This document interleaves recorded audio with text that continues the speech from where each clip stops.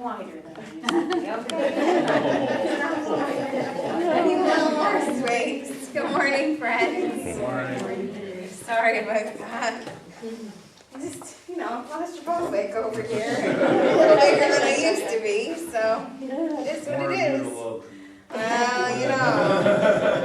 don't know that my husband would say that, the heat we've had, but anyway, thank you for inviting me back.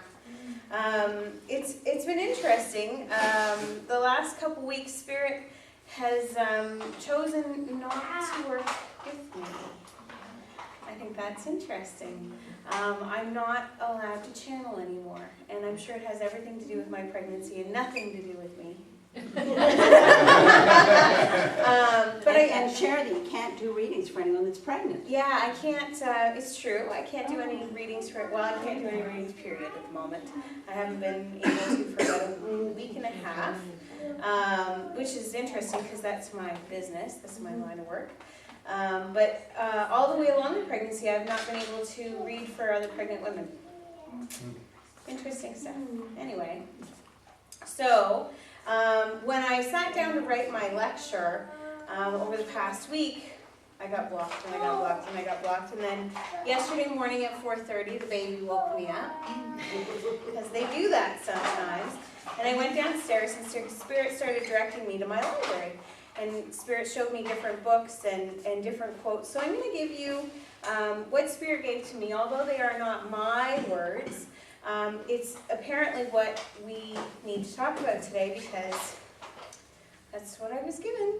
Anyway, so here we go. The title of this inspirational talk is called Gossip, Judgment, and the Law of Compassion. The poet Rumi once wrote, "Out beyond the ideas of wrongdoing and right-doing, there is a field. I will meet you there. When the soul lies down in that grass, the world is too full to talk about." The definition of gossip: a person who habitually reveals personal or sensational facts about others, or a rumor or report of an intimate nature. The definition of judgment: a formal utterance of an authoritative opinion, or the process of forming an opinion or evaluation by discerning and comparing. The definition of compassion: sympathetic consciousness of others' distress, together with a desire to alleviate it. Lately I have heard, or should I say tried not to hear, a lot of gossip. I keep reminding myself of the old adage, if you have nothing nice to say, don't say anything at all. And it is so true. As humans, we all struggle with this. Some of the most spiritual people I know are still struggling with this, because we're human. How do you know what to believe and what not to believe? What it really comes down to is, who are we to judge? The last time I checked, even God loved me unconditionally. He allowed me to make my own path, live my own lessons, and make my own mistakes. It is not good when others hurt us or the people that we love. But being a true spiritualist, we look at our 7 principles and remember the last 3 principles in particular: personal responsibility, compensation and retribution here and hereafter for all the good and evil deeds done here on earth. And the last, eternal progress open to every human soul that wills to tread it by the path of eternal good. In my private practice, I counsel a lot of people. Most times we get hung up on what others think of us. One of my favorite books to suggest that they read is The 4 Agreements by Don Miguel Ruiz. This is it here if anyone wants to look at it after. He has a wonderful way of explaining how to look at this subject. Gossip is black magic at its very worst, because it is pure poison. We learned how to gossip by agreement. When we were children, we heard adults around us gossiping all the time, openly giving their opinions about other people. They even had opinions about people they didn't even know. Gossip has become the main form of communication in human society. It has become the way we feel close to each other, because it makes us feel better to see someone else feeling as badly as we do. Using the analogy of the human mind as a computer, gossip can be compared to a computer virus. A computer virus is a piece of computer language written in the same language as all the other codes, but with harmful intent. This code is inserted into the program of your computer when you least expect it, and most of the time without your awareness. After this code has been introduced, your computer doesn't work quite right, or it doesn't function at all, because the codes get so mixed up with so many conflicting messages that it stops producing good results. Human gossip works the same way. For example, you find out about a new group or class with new friends and new teachers. You're very excited and have been looking forward to this new group for a long time. On the first day of the class, you run into someone who took the class before, who tells you, "Oh, that teacher, what a pompous jerk. He didn't know what he was talking about and was a complete idiot, so watch out." Now you are immediately imprinted with the word and the emotional code that that person had when saying this. But what you are not aware of is his or her motivation in telling it to you. The person could be angry for failing the class or simply making an assumption based on fears or prejudices. But because you've learned to ingest the information like a child, some part of you believes the gossip and you go on to the class. The teacher speaks and you feel the poison come up inside you, and you don't realize you're seeing the teacher through the eyes of the person who gave you that gossip. Then you start talking to other people in the class about this, and they see the teacher in the same way and say, "He's a jerk and an idiot." You end up really hating the class, and soon you decide to drop out. You blame the teacher, but really it's the gossip that needs to be blamed. One little piece of information can break down communication between people, causing every person it touches to become infected and contagious to others. Imagine every single time others gossip to you, they insert a computer virus into your mind, causing you to think a little less clearly every time.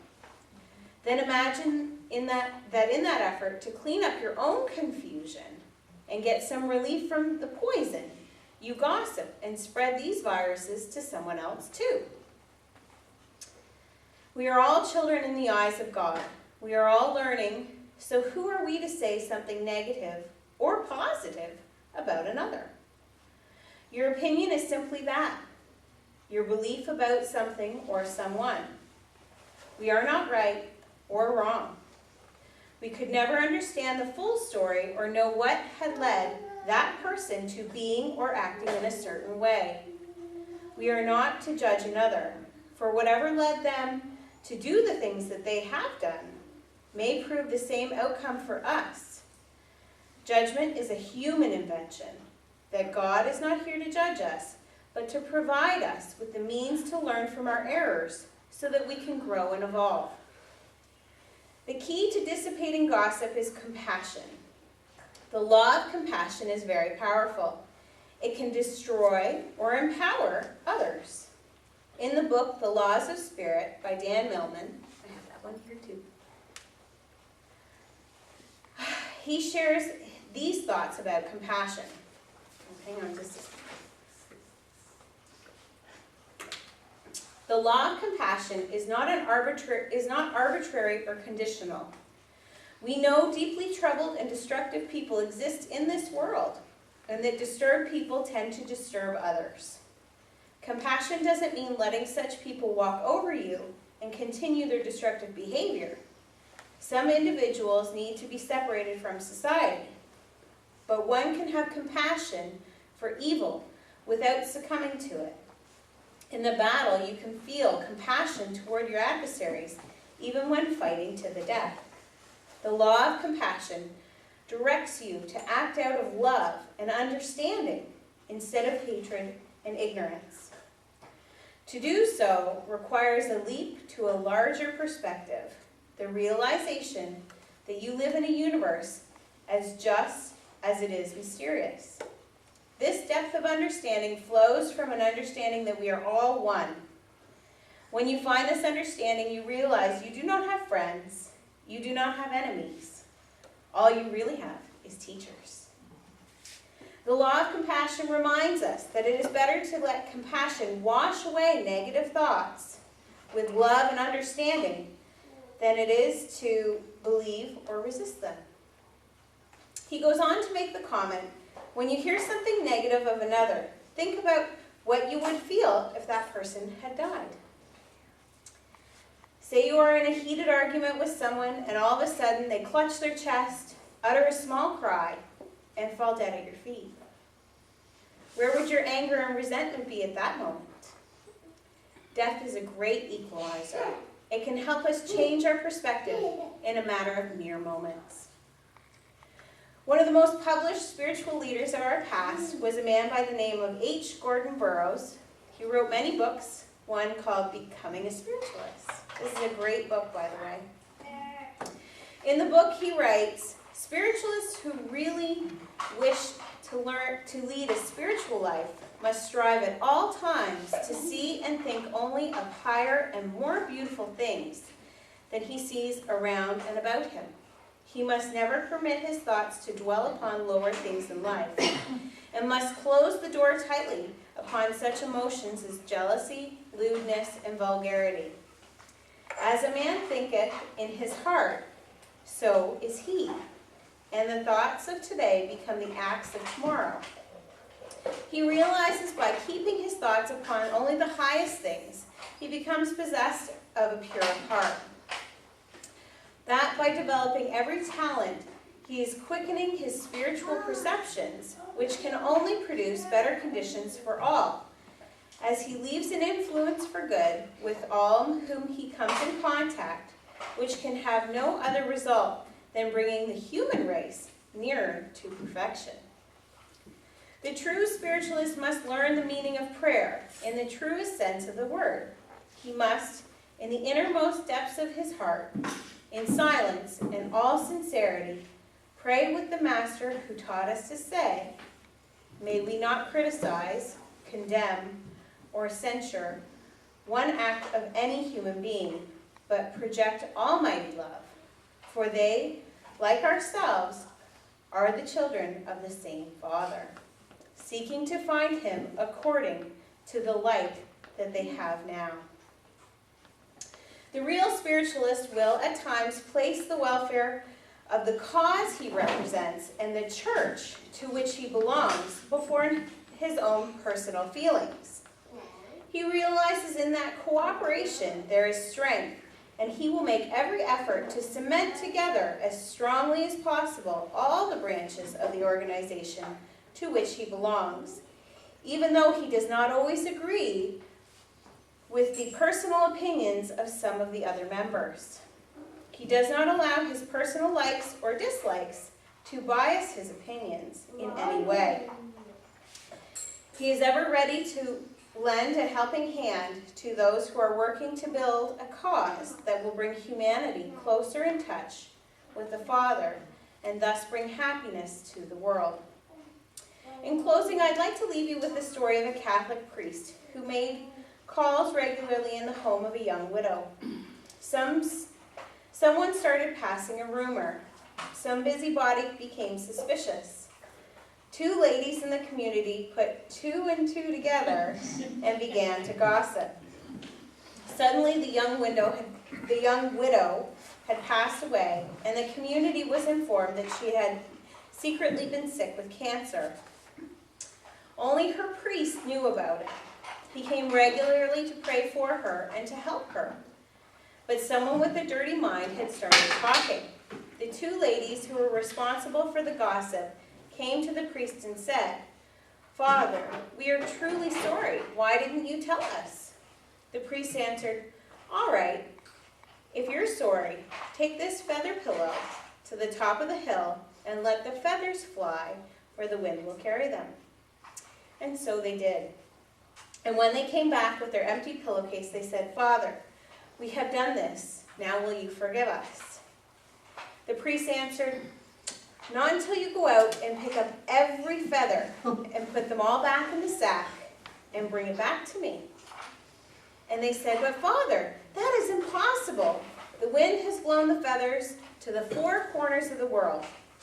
To which he replied, so it is with your words. Thank you very much for allowing me to share.